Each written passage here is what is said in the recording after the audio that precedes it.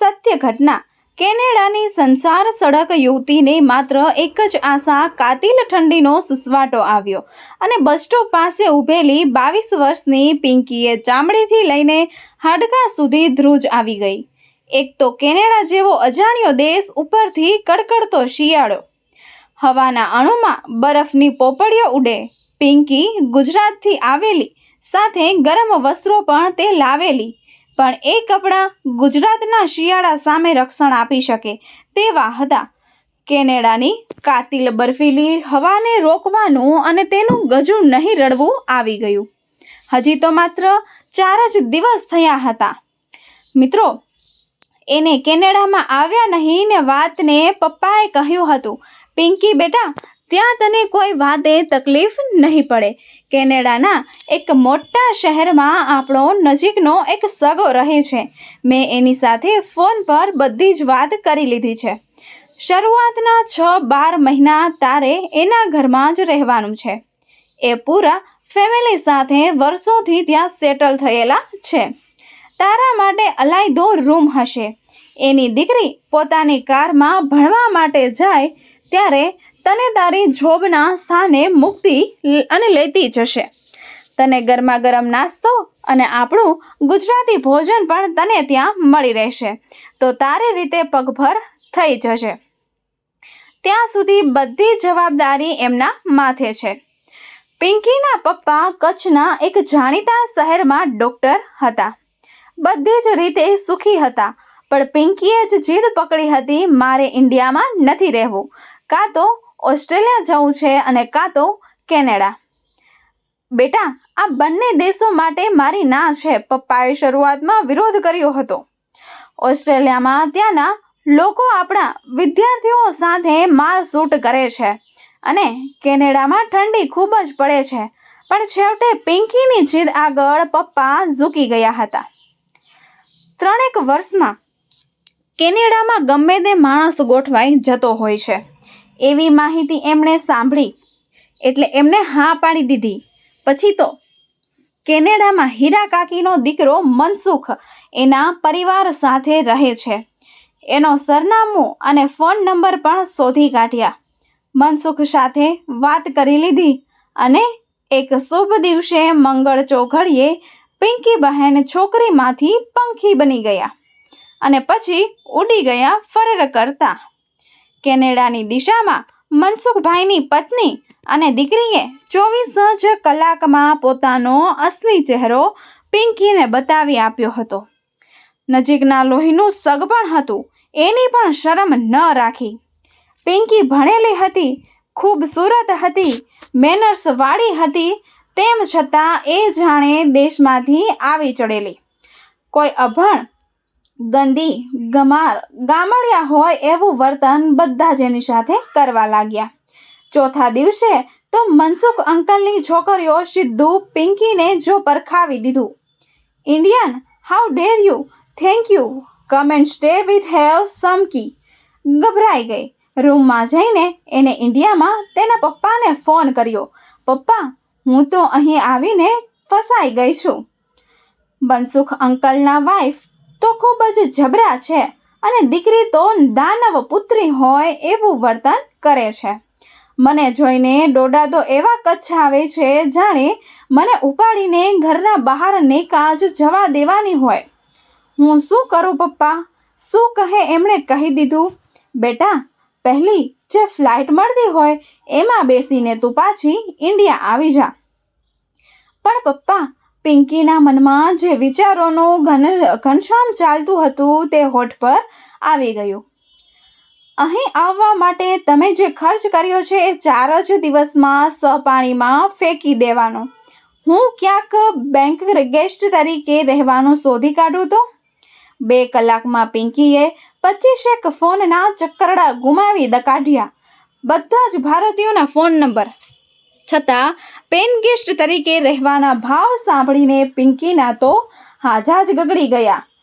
હજુ કમાણીના તો ઠેકાણા ન હતા, ત્યાં આવડા મોટા ખર્ચા કેવી રીતે પોસાય, એ પણ પાછા કેનેડિયન ડોલર્સમાં. ચોથા દિવસનો મિત્રો બપોર પડ્યો. નીચું માથું રાખીને કહી દીધું, આઈ એમ સોરી બેટા, તારે આજે જ આ ઘરમાંથી ચાલ્યા જવું પડશે. મને એમ હતું કે તને અહીં રહેવામાં વાંધો નહીં આવે, પણ મારું આ કલમ ખોટું પડ્યું. મારી વાત માને તો આજની રાત તું ગમે ત્યાં પસાર કરી નાખજે. અને કાલે વિમાનમાં બેસીને ગળામાં બાંધેલો ડૂમો ખંખેરી એ બોલી ગયા, તારા પપ્પાને મળી મારા વતી સોરી કહી દે બેટા. મનસુખ અંકલ તો આટલું કહીને છૂટી ગયા, પણ પિંકીની હાલત કફોડી ગઈ. કેનેડામાં તો અંધારું વહેલી ઉતરી આવે એમ કહેવાય. પછી ભલે નમતો બપોર, પણ વાતાવરણ ભારતમાં રાતના 10-11 વાગ્યા હોય એવું થઈ જાય. ત્યાં જવું એ નક્કી ન હતું. એ બસ અડ્ડા પાસે આવીને ઊભી રહી ગઈ. કોઈ સસ્તી હોટલમાં આજની રાત પસાર કરી નાખું, પછી કાલે સવારે ફ્લાઇટની તપાસ. ત્યાં જ એના કાન પર વાહનને બ્રેક લાગવાની અવાજ આવી. એણે આંખો ઉઠાવીને જોયું તો ખૂબ જ ત્યાં રોડ પર એક કાર ઊભી હતી. સાવ એની પાસે છે. ગાડીમાંથી એક વૃદ્ધ આદમી નીચે ઉતર્યો. પિંકી કોણ છે, ક્યાંની છે, એવું કશું જ જાણ્યા વગર એણે બૂમ પાડી, hey, who is there at this hour, need my help? Pinky પહેલાં તો ડરી ગઈ. પછી એને યાદ આવ્યું કે પોતે ભારતમાં ન હતી, પણ વિદેશની ધરતી પર હતી. ભારતમાં આવી અંધારી રાતે, આવી સુમસાન જગ્યાએ કોઈ પણ અજાણ્યા પુરુષનો વિશ્વાસ ન કરાય. પણ આ પ્રદેશમાં સાવ એવું તો નથી હોતું. પુરુષ નજીક આવ્યો ત્યારે ઓળખાયું કે એ પણ ભારતીય જેવો જ છે. એ પણ મિત્રો સમજી ગયો કે આ છોકરી ઇન્ડિયન છે. એને ફરી પાછું પૂછ્યું, coming from India? Gujarati girl. પિંકીનું રુદન ગળામાં આવી ગયું. ભાઈ, તમે પણ ગુજરાતી છો?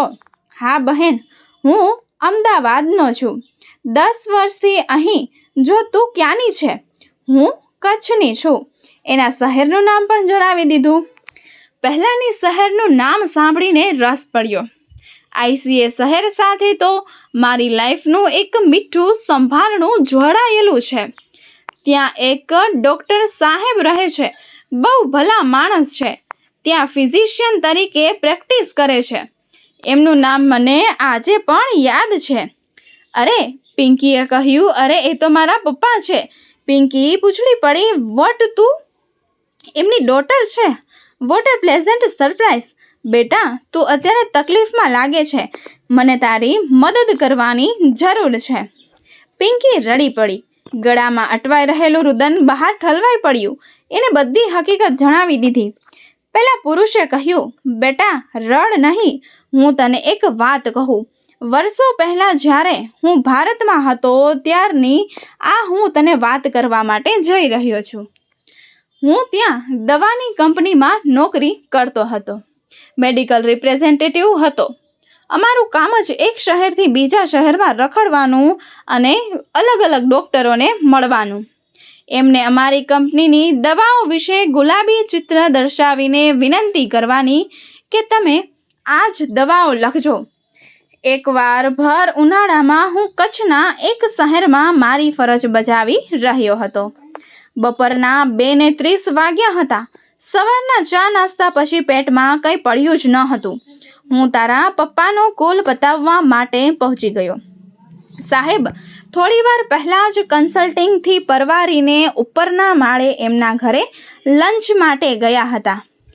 મહિને કહી દીધું, પોણો કલાક બેસવું પડશે. સાહેબ જમી રહ્યા છે. હું પણ લાચાર હતો. મને ભૂખથી ચક્કર આવતા હતા. પછી શું થયું? ત્યાં જ ઉપરથી ડૉક્ટર સાહેબનો અવાજ સંભળાયો, કનુ, કોણ આવ્યું છે? દવાની કંપનીમાંથી છોકરો આવ્યો હોય તો એને બેસાડી રાખીશ નહીં, એને ઉપર મોકલી આપો. ઉપર ગયો. સાહેબ હજુ જમવાનું શરૂ જ કરતા હતા. એમણે મિત્રો સમય જોયો, મારો ચહેરો જોયો. પછી તેને મને ખૂબ જ આગ્રહ કરીને મારા માટે પણ થાળી પીરસાવી દીધી.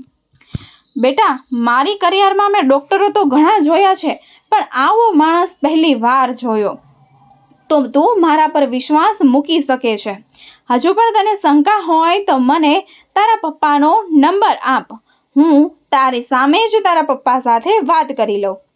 એ પુરુષ એક કેનેડાની સ્મશાન સડક પરથી કચ્છની ધરતી સાથે સંવાદ કરી લીધો. પિંકીના પિતાએ દીકરીને કહ્યું, બેટા, તું આ માણસ પર વિશ્વાસ મૂકી શકે છે. એની દાઢમાં આપણા ઘરનું અન્ન ભરેલું છે અને એના અવાજમાં કૃતજ્ઞતાનો રણકો પણ સંભળાઈ આવે છે. તો 1-2 દિવસ એના ઘરે રહી શકે છે, પછી અહીં આવતી રહેશે. 1-2 દિવસ નહીં પણ પિંકી મિત્રો પૂરા 6 મહિના સુધી પહેલા ભણા માણસના ઘરમાં રહી. એની પત્નીએ એને સગી દીકરીની જેમ સાચવી લીધી.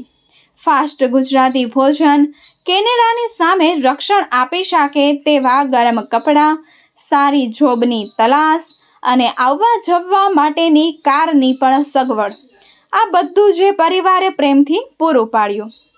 પૂરા 6 મહિના પછી પિંકી પાસે એટલી બચત જમા થઈ જેનાથી એ અલાયદા મકાનમાં રહેવા જઈ શકે. જતી વખતે પિંકી આભાર માનવા લાગી તો પતિ પત્ની બોલી ઉઠ્યા, બેટા, અમે તો કશું જ નથી કર્યું. તારા પપ્પાએ એક તદ્દન અજાણ્યા યુવાનને જો પ્રેમથી ભોજન કરાવ્યું હતું એનો બદલો અને હજુ 1000માં ભાગે પણ વાળી શક્યા નથી. તને ગમે ત્યારે તકલીફ પડે તો તું આ ઘરને તારું જ ઘર સમજીને આવી જજે. Very wish you all the best મિત્રો. આજની તમને આ કહાની પસંદ આવી હોય તો વિડીયોને લાઈક, શેર અને સબસ્ક્રાઈબ અવશ્ય કરી દેજો. ધન્યવાદ.